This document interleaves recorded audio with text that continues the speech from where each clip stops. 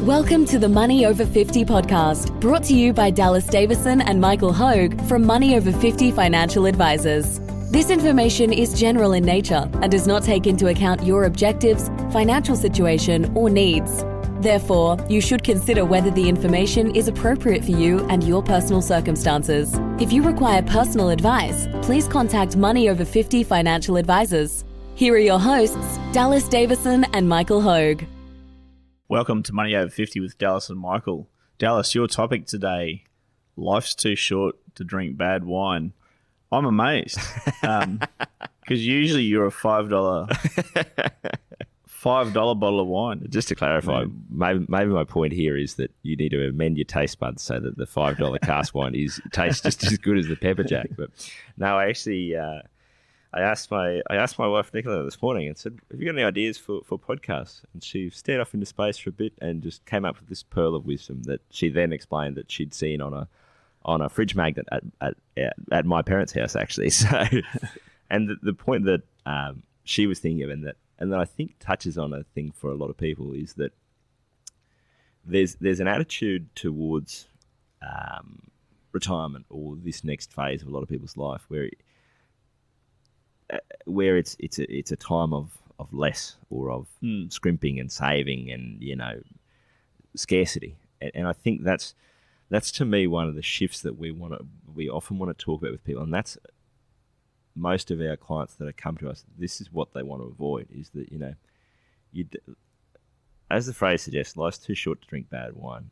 Life's too short to go, righto, well, I'm going to retire and I'm going to spend the next 30 years of my life focusing on saving and spending less and doing less and worrying about things and worrying about what everything costs. And I don't really, obviously, all of this has to be taken with the fact that I'm not saying you should just go out and buy pepper jack and drink 3 bottles a day if that's not what your budget allows. But I think that the concept or the point that I want to get across is that you shouldn't be planning for your retirement as a thing where, righto, I'm going to go from drinking the pepper jack to I'm going to be drinking the cask wine. It needs to be a thing of your retirement or this next phase of your life should be a time of plenty. It should be a time of fun. It should be a time of enjoying this phase.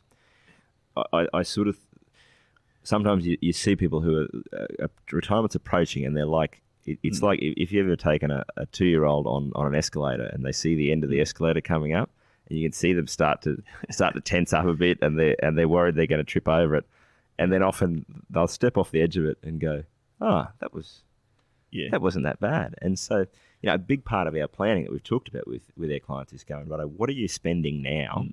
Let's assume that you are going to want to spend that much in retirement, and even when you do plan for that and you go, okay, you're spending $80,000 a year now, we need to build up the equivalent of $1.6 million in retirement savings so that you can continue to draw that same amount of net income, live the same lifestyle. It's almost like people don't believe it. It's like they go, yeah, but I'll be retired, so I'm going to have to cut back, or I'm going to have to, we're going to have to change things in some fashion. And I just think, yes, life is too short to drink bad wine, and for most people, if you plan early and you get sorted, it's not the sort of thing that you have to do in retirement. This is interesting because I actually have a upcoming podcast. I'm not going to give away too much here today, but I've noticed a correlation between my really successful clients. Any big money decision that they make is considered, thoughtful, and delayed. So they consider it, they think about it a lot, and they always delay it. They never do on an impulse. Big decisions. Little decisions. They don't care. They just go. They walk into the bottle-o and go, right, what wine do I want to drink today? And they buy it. And that's... Again, I met a really successful couple that came in for the first time the other day, already retired, came in with significant assets, well above the average. He had his budget down on a spreadsheet, and he said, he's part of a pistol club, he tells me. So he said, I spent $3,500 on ammo last year. Seems a bit high. It doesn't really matter. Anyway, we spoke about that, and I said to him, with what you have, that doesn't matter. But they weren't people that go out for dinner. Yeah. They don't, they Yeah, didn't yeah. tend to do things like that. They didn't Yeah. tend to go on overseas holidays or anything like that. So little decisions I find Yep. when I look, Yep. X-ray people spending, Yeah. is that little decisions don't matter. Yeah, it's a funny thing, it's isn't the it? big decisions That you got to get right. that you've got to get right. Yep. And everyone that I've seen successful, Yep. big decisions, they think it through, Yep. they consider it, Yep. and they delay it. Yep. So That's- again, yeah. I won't give too much away No, but in terms of that's going to be the whole topic for the podcast. But yeah, but I agree. So I don't stay in bad hotels. That's just one of the things that I don't do. Now here's an example. So Dallas, like we've had this debate before many times. You're in trouble now because Yeah. you'll have to spend for hotels. Yeah. For all the listeners out there, Dallas is I love a tight. I won't say it because we'll have to put an explicit thing on the podcast. Yeah, just to clarify. But he likes to stay in dumps when we go away, Airbnb dumps. I've been many debates we've had when we've gone away for a work trip or something like that, and I've booked the accommodation. You were banned from booking the absolute accommodation. disgust from Michael. So when and my thoughts are, so I spread out the cost of the whole holiday. Yeah. Say, okay, I've got flights for 4 people now. Yeah. We've got spending money for 4 people. We've got transport and all those types of things. Yeah. If we're away for 2 weeks and I spend an extra $50 a night on accommodation, then what have I spent? $700 extra. Yeah. Now, if I add up $700 on top of the entire spend of the trip, it's a relatively small percentage. Yeah. It's a relatively small percentage, but I have so much better of a time staying in a $50 more expensive because it's a bit closer to things. It's just a bit more comfortable and all those sort of things. So they're the types of decisions that I believe don't make a difference. Yes, and a la the drink, the type of wine that you want to drink. Yes, Unless, assuming you don't have an alcohol problem, and I think this you're is not. the point: is you go for, if you're drinking 2 glasses of wine a night and you drink Pepper Jack versus you drink Coolibah, it's not. That's not going to be the thing that breaks the bank. If you're drinking 6 bottles of wine a night, there's probably something you need to revisit there that is not actually about the financial cost of that wine. But just to clarify, I think the hotel room is a great example because historically, especially when I was young and single and traveling, I'd love to stay in dumps because and we've talked about this before. The concrete thing is I'd go and check into some cockroach infested room in some shitty downtown suburb and go and dump my bags off, and I'd think to myself, I've got an extra $100 here, let's go to the pub and drink it. And so that's the point is not that you should stay in nicer or less nice rooms, and the point is not that if you enjoy Coolibah wine, it's not that you should go and start developing a taste for expensive wine. It's that whatever you enjoy and whatever you get pleasure out of spending money on, your retirement should be a time where you continue to do that. It shouldn't be a thing where you have to look across the board and downgrade everything in your life.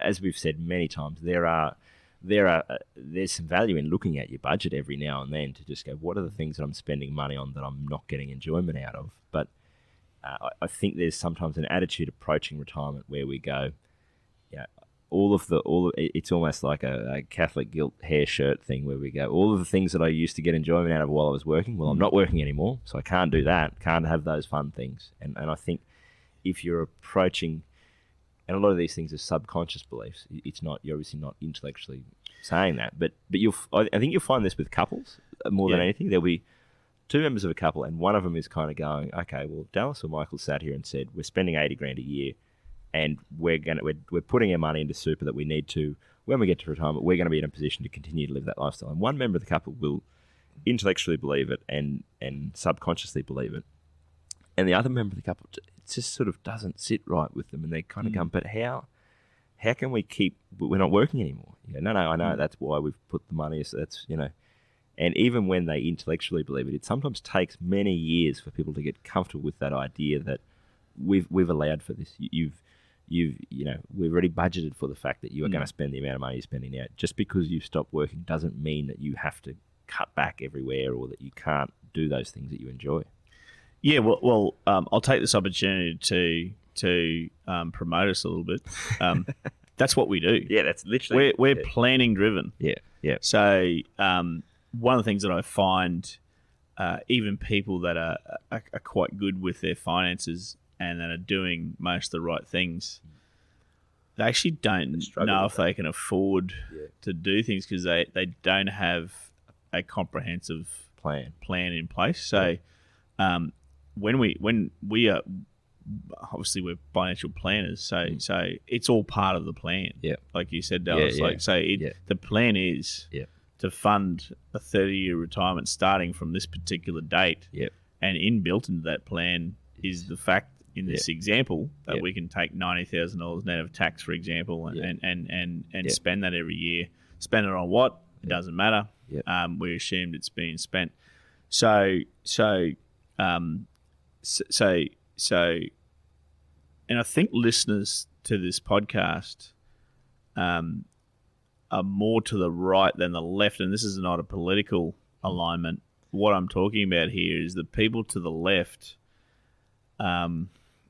don't care about money and they're not listening and they spend every cent that they have. Yeah, it's probably dangerous to call it a right versus left. It's right versus left. It's probably like a time-focused thing where you get people that are probably more...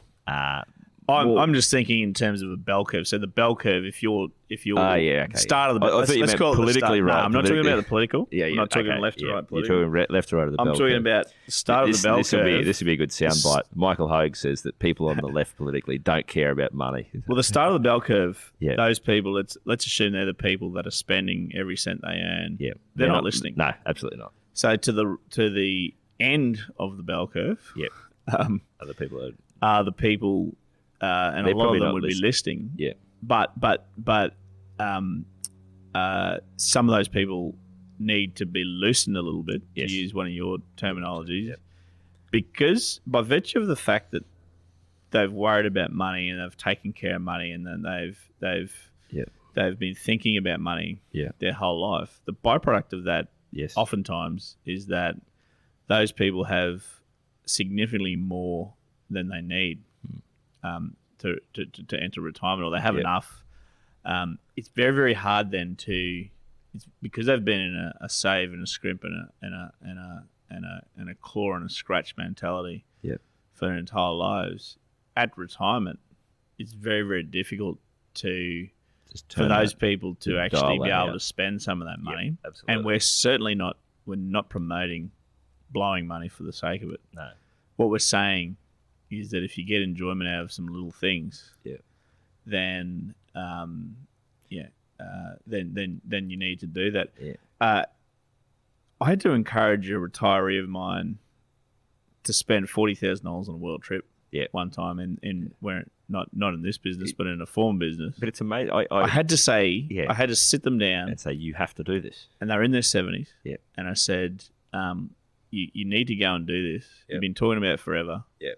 And I suspect that you're not doing it because of money. It was all subconscious.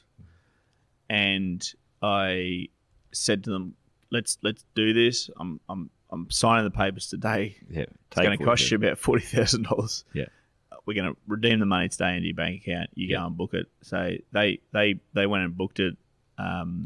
6 months later, they came back and said that was the best experience of their life. Thank you for making that happen. And they were never going to run out of money. They were never going to run out of money. So I had to loosen them quite a bit. It is interesting because I think people think that our role in a lot of these conversations, and sometimes it is to say to people, don't do that.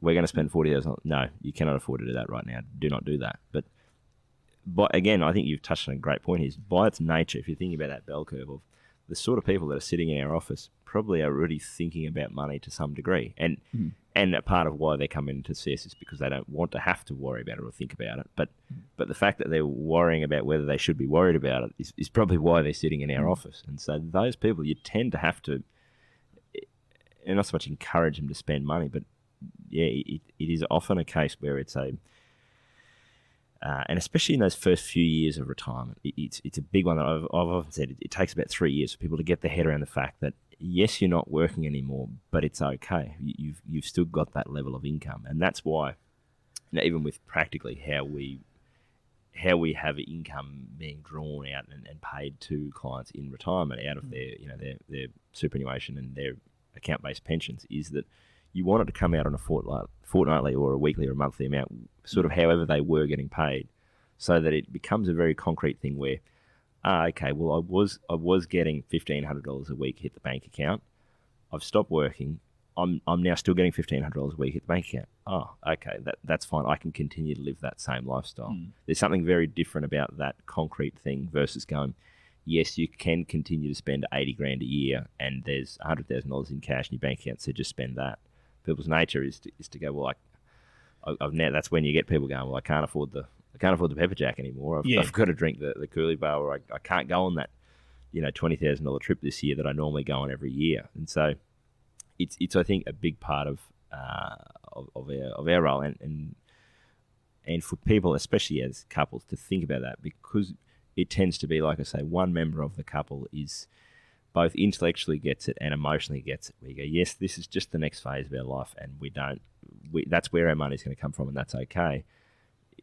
I guess what I'd say is if you're that person and the other member of your couple, it doesn't seem to click for them, be patient, because they're not trying to be difficult here. They're not trying to be tight. They're just, it often hasn't clicked where, yes, we can continue to do the things that we were doing. And we used to sit down after work and have 2 glasses of wine and discuss the day.